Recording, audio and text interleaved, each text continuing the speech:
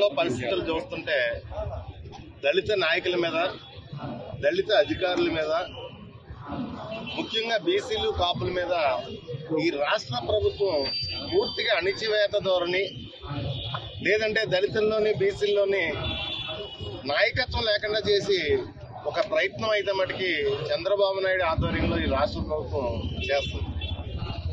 మొన్నటి రోజున జగన్మోహన్ రెడ్డి గారు ఒక కార్యాచరణ రైతుల గురించి కానీ, విద్యార్థుల గురించి కానీ, ఈ రాష్ట్రంలో మహిళల గురించి కానీ ఒక కార్యాచరణ ప్రకటిస్తే స్థానిక నాయకుడు, తుని నాయకుడు, మాజీ ఆర్థిక మంత్రి మాట్లాడుతూ ఈ రాష్ట్రంలో శాంతి భద్రతకు విఘాతం కలిగించడానికి జగన్మోహన్ రెడ్డి గారు కార్యాచరణ ప్రకటించారని చెప్పేసి వ్యంగ్యంగా మాట్లాడటం చూస్తుంటే చాలా విచిత్రంగా అనిపిస్తుంది నాకు. ఎందుకంటే రైతుల సమస్య తీసుకుందాం. రైతులకి గత సంవత్సరం ఇదే రోజు ఒక బస్తా ధాన్యం 2200 నుంచి 2400. ఈరోజు చంద్రబాబు నాయుడు పరిపాలనలో, జగన్ గారి పరిపాలనలో 2200 నుంచి 2400 ఉన్న ధాన్యం చంద్రబాబు నాయుడు పరిపాలనలో 1400. అంటే ఈ రాష్ట్రంలో ఉన్న రైతుల్ని కూటమి ప్రభుత్వం దోచుకు తింటుంది. దాని గురించి ఆయన కార్యాచరణ ప్రకటించారు రైతుల మద్దతుగా. మా పార్టీ రైతుల మద్దతుగా ఉండడం కోసం ఆయన కార్యాచరణ ప్రకటించారు. మీకు ఏమైనా దమ్ముంటే జగన్ గారు ఇచ్చిన మద్దతు ధరతో పాటు 2200, 2400 రేట్ రైతులకు ఇవ్వండి.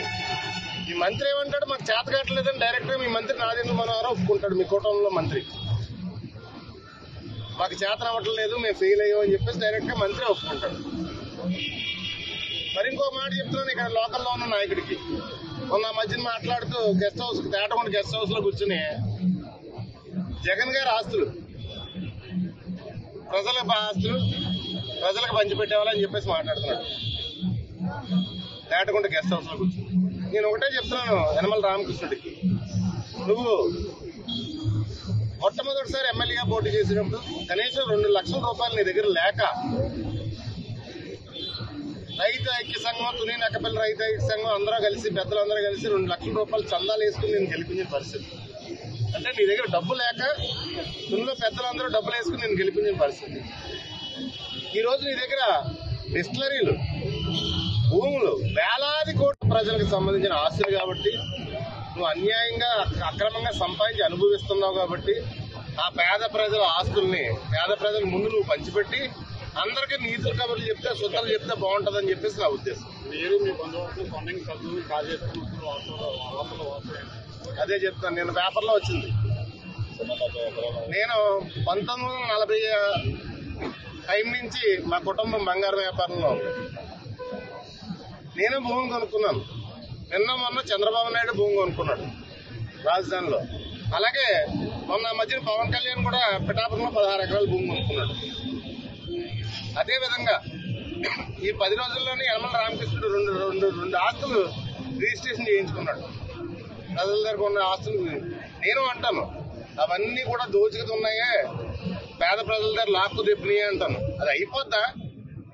బురద జల్లేస్తే బకెట్ బురద అయిపోద్దా? ఎల్లో మీడియాలో లేకపోతే C batch, Chandrababu batch, yellow media చెంచాగాళ్ళు ఒక మనిషి మీద బురద జల్లేస్తే అయిపోద్దా? అంటే నేను వైఎస్ఆర్ కాంగ్రెస్ పార్టీలో పనిచేస్తున్నాం కాబట్టి, వైఎస్ఆర్ కాంగ్రెస్ పార్టీ మనుషులం కాబట్టి మేము ఆస్తులు కొనుక్కోకూడదా? నేను అదే చెప్తున్నాను. 1940 నుంచి వ్యాపారాల్లో ఉన్నాం మేము. 100 కోట్ల ఆస్తులు నీకు వచ్చి ఏదైనా ఒక వ్యాపారం చేశానని చెప్పు. ఇన్ని వేలాది కోట్లు ముందు ప్రజలకు పంచిపెట్టిన ఆస్తులన్నీ చెప్పేసి తెలియజేసుకుంటాను.